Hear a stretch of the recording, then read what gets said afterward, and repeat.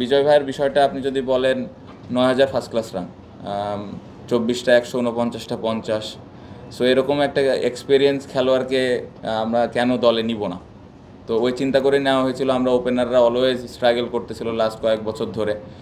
জয়, জাকির কিছু কিছু ম্যাচ ভালো করেছে, বাট তারপরে দেখা গেছে যে ওইরকম কন্ট্রিবিউট করতে পারেনি। তো আমরা এরকম একজন এক্সপিরিয়েন্স খেলোয়াড় খুঁজতেছিলাম যার পেছনে অনেক রান আছে, যে কিনা